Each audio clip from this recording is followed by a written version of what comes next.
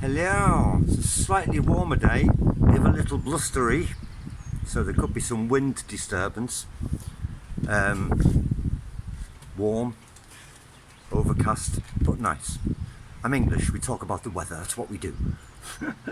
So, if you've watched the video on the channel about balance, there will have been 2 bits of information in there, possibly 3, that were quite important as far as I'm concerned. And they are opening your knee, so not straightening your knee because it's bone to bone contact and so it's stable. As soon as the knee opens only slightly, then the muscles will automatically attempt to stabilize the knee, so you're strengthening your knees with that exercise alone. Then there was dropping your weight down onto your foot, keeping everything aligned over your foot so you can drop your weight down, and by dropping your weight down you're securing your foot to the ground with your weight. I explain it to my patients like a metal or a lead ball that you place on top of your foot in order to hold you down. And the third thing was the idea of tensegrity, creating tension in your body, in the core of your body. Tensegrity is explained in the video. And this tightening of the core from the bottom to the top is also in yoga. It's the Mula Bandha, Uddiyana Bandha, Jalandhara Bandha, the 3 bandhas, the 3 locks that secure your body. So posture should be this, not this, but this. I'm not overly tense, I'm just using tension in my body to push myself up and hold my body secure.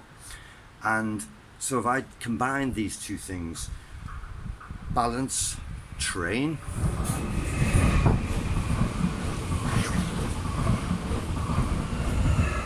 balance and tensegrity, and use that in a form that is good for training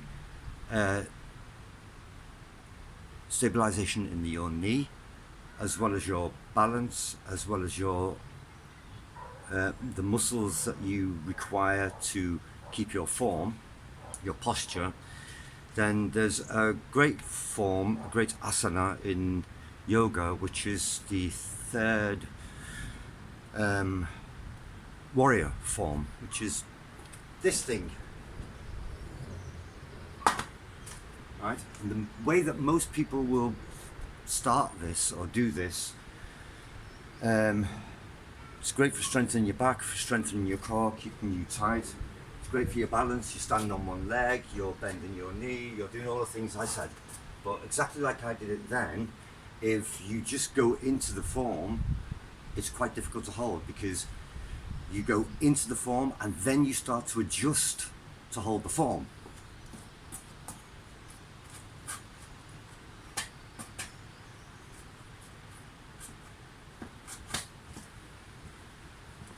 Which is a stupid thing to do, because you can't adjust while you're on one leg. It's really difficult.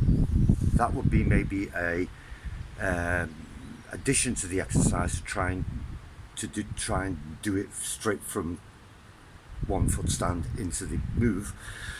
But to be able to do that move is an easier way to do it, I think. And people will say, well, I can't do that, I can't stand on one leg and you can. You just have to do it a certain way, maybe. So here's the tip that I give my patients, and I'll show you something else that I do, because I trick my patients quite a lot. I like doing that. So the trick is the same thing that we did with balancing. It's placing your foot, placing your weight over the foot, opening your knee, creating tension in your body, and then finding the pivot point in order to keep the form. It's not easy, and I cock it up as well, as I probably will, but you'll understand the intention. So here's what I do. I place my foot, I bring my lead ball over my foot. My knee is open. Hello, it's a little robin. My knee is open.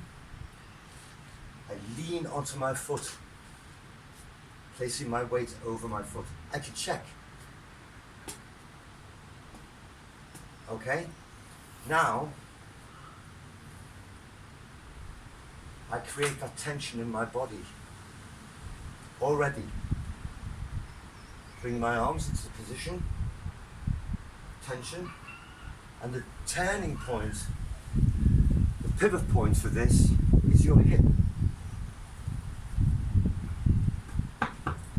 Foot, weight, open knee, check, tension, position, turning point, pivot point, hip, and I pivot like a board on that point.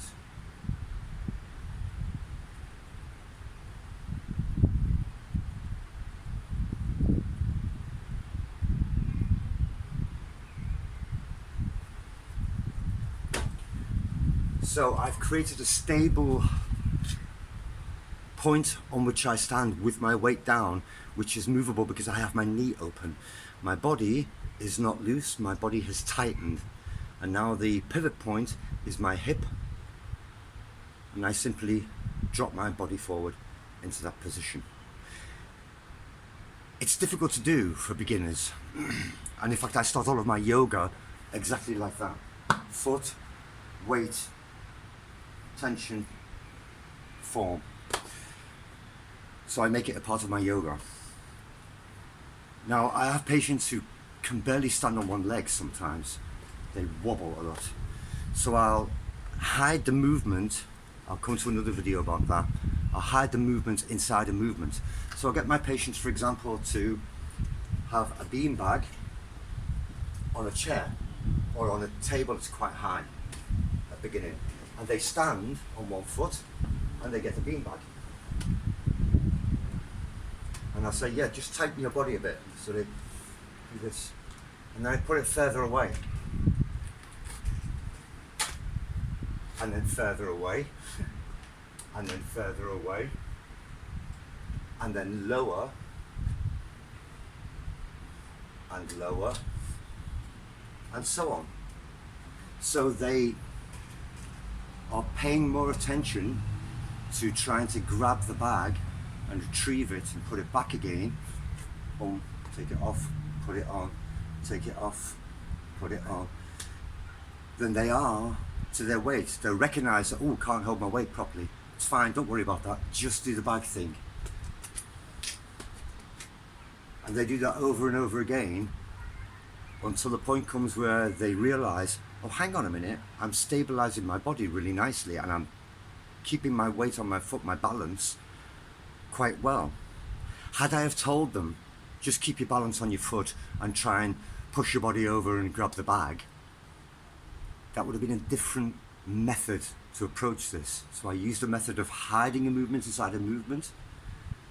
I don't want them to get the bag. I'm not interested in the bag. I'm interested in them holding their position, keeping their knee open, having tension in their body, rotating on the hip, reaching out for the bag. If they're not very stable to try the exercise afterwards, then I'll say, find something, a shelf, a chair, anything, and hold the chair so you're pressing on a chair or you're secured by a chair, and do the movement again. Keep doing it until you find the point where you can hold that. And then once you get into that position, take your hand off the chair. 2 seconds, then 3 seconds, and 5 seconds, and so on and so forth. The point being, you take this ball of your weight, the tandien in martial arts, it's the center of the body, center of gravity, 3 fingers below your navel. And you're dropping that onto your open knee, into the ground via your foot. Boom. Keeping tension in your body.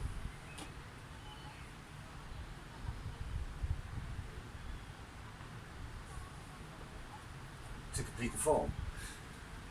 Yes, I know it's difficult, and that's why you start with simple things and you step up to the point that you want to get to. You start with small things, grabbing a bag, just getting used to doing that, and then more and more and more until you can get to the point where you can hold that form. That's what I sort of mean by tensegrity, holding tension in the body,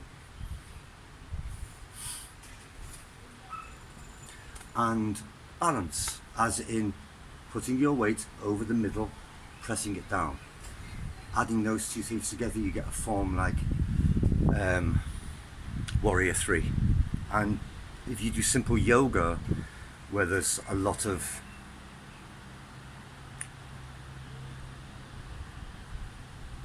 bearing your weight on one leg, it might be a good idea to start every position with exactly that.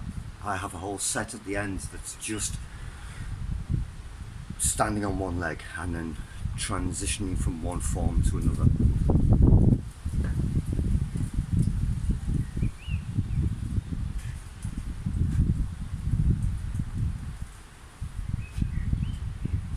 And so on. But I start all of those forms with that formula. Foot, weight, drop, tension.